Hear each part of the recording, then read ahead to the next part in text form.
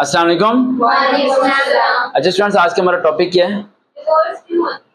Divorce क्यों होती है। ये एक बड़ा कॉम्प्लिकेटेड टॉपिक है जिसके बारे में काफ़ी उलमा दीन और काफ़ी लोगों ने इस पर डिस्कशन किया है कि डिवोर्स होने की वजह क्या है। लेकिन आज बड़े शॉर्ट फॉर्म में आपको वो पॉइंट बताना चाहता हूँ जो कि बिल्कुल लॉजिकली होंगे। डिवोर्स होने की वजह, डिवोर्स होने की सबसे बड़ी वजह होती है मोहब्बत का ख़त्म हो जाना। हम सब लोगों के माइंड में ये बात होती है कि पेरेंट्स में मोहब्बत कैसे ख़त्म हो जाती है। पेरेंट्स में मोहब्बत जब ख़त्म होती है जब माँ या बाप दोनों में से कोई भी एक शख्स किसी थर्ड पर्सन की बातों को फॉलो करना शुरू कर देता है। मिसाल के तौर पर अगर कोई मर्द है तो वो अपने किसी दोस्त की सारी बातों को फॉलो करना शुरू हो जाएगा, और अगर कोई औरत है तो अपनी माँ की या बहन की या दोस्त की या खाला की किसी एक पर्सन की बातों को फॉलो करना शुरू हो जाते हैं। और उनके माइंड में वो दोनों एक आइडियल होते हैं जो कि दोनों को परफेक्टली गाइड कर सकते हैं, हालांकि दोनों के दोनों मिसगाइड कर रहे होते हैं। होता क्या है, डिवोर्स का 99% जितने भी केसेस हमने निकाले हैं, जो हमने रिव्यू किए हैं, स्टडी किए हैं, समझे हम इन सब चीजों को, डिवोर्स विदाउट एनी रीजन होती है।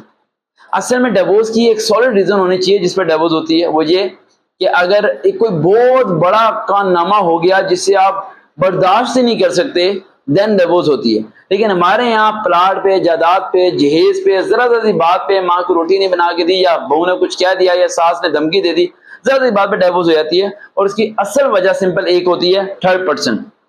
हम लोग क्या करते हैं, जब भी लड़ाई होती है हम आपस में डिस्कस नहीं करते। जिस तरह अगर आप दो दोस्त आपस में नाराज हो जाओ, आमना आपसे नाराज हो जाए और आप आमना से नाराज हो जाएं, तो आप क्या करेंगे, आप किसी थर्ड पर्सन के थ्रू आमना को पैगाम पहुंचाएंगे और आमना भी किसी थर्ड पर्सन के थ्रू आपको पैगाम पहुंचाना शुरू हो जाएंगे। आप दोनों को नहीं पता होता है कि पैगाम पहुंचाने का तरीके में फर्क होता है। आप सपोज करें कि आप उसे कहती हैं कि जैनब को कह दो कि ये फोन ना करे, वो जाके कहेगी, वो कह रही है जैनब को कहना ये फोन करना ही नहीं है।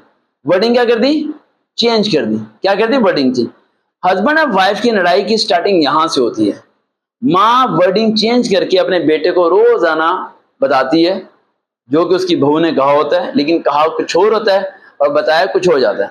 इसी तरह जो उसकी बहू होती है उसे भी कुछ और ही बताया जाता है जो कि सास ने उसे नहीं कहा गया होता, लेकिन अल्फाजों की गिरफ्त को चेंज करके कुछ और तरीके से बताया जाता है।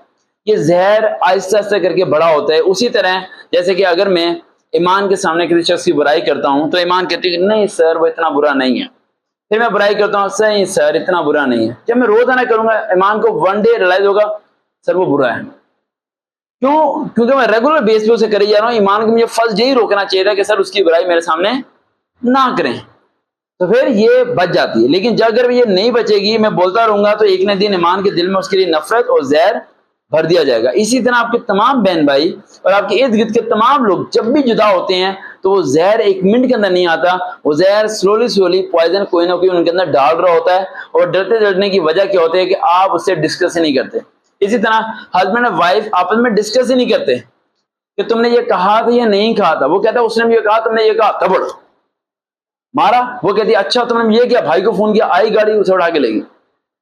लड़की चलेगी अपनी माँ के घर, लड़के ने स्लैप कर दिया। स्लैप करना बुरी बात थी, वजह क्या थी, कुछ और था। अब लड़की कॉल अटेंड नहीं कर रही। लड़की की माँ क्या बोल रही है, सबर कर, तेरा मियाँ घुटने के बल यहाँ बैठ के आएगा। अब उसे ये नहीं पता है कि लड़के की माँ भी उससे यही कह रही है, तू सबर कर, तेरी बीवी घुटने के बल यहाँ पर आएगी। दोनों तरफ कॉन्ट्रोवर्जन सिस्टम शुरू हो गया। और सिस्टम जब शुरू होता है तो दोनों में आस्ते आस्ते क्या होता है, कनेक्शन खत्म हो जाता है। जब आपका कनेक्शन खत्म होता है ना, तो आस्ता आस्ता आपका डिस्टेंस स्ट्रांग होना शुरू हो जाता है। आप उसके बगैर जीना शुरू कर देते हो, रहना शुरू कर देते हो, समझना शुरू कर देते हो। और उसी दौरान कोई और एक न्यू पर्सन आपकी लाइफ में एंट्री मारता है, चाहे वो लड़का हो या लड़की हो, और आपको लगता है कि ओह उससे तो बेहतर ये है, मैंने उसे क्यों चूज किया, हमें इसे चूज करना चाहिए। You take a decision, it's a divorce. But after this some time you realize that के फर्स्ट वाले ही बेहतर था यार, फर्स्ट वाले ही बेहतर था। तो ये सारी की सारी जो सी होती है, ये सारी की सारी मिसकम्युनिकेशंस की वजह से होती है डिवोर्स। मेरा मानना यह है कि अगर मियाँ बीवी आपस में हर बात को डिस्कस कर लें और लड़का अपनी बीवी से अपने घर वालों की बुराई को ना सुने और लड़की की जुबान से अपने घर वालों की बुराई को ना सुने, तो फिर बेहतर चल सकता है सिस्टम, लॉन्ग टर्म तक स्ट्रांग रह सकता है। लेकिन जब हम एक दूसरे की बुराई करना शुरू करते हैं without any reason, without any logic, तो फिर यहाँ पर काम सारे का सारा खराब होता है। एक सिंपल सा सोल्यूशन आपको बता रहा हूँ जो मैं फॉलो करता हूँ अपनी लाइफ के अंदर। जो शख्स आपके साथ जैसा है आप उसे वैसे ही समझें।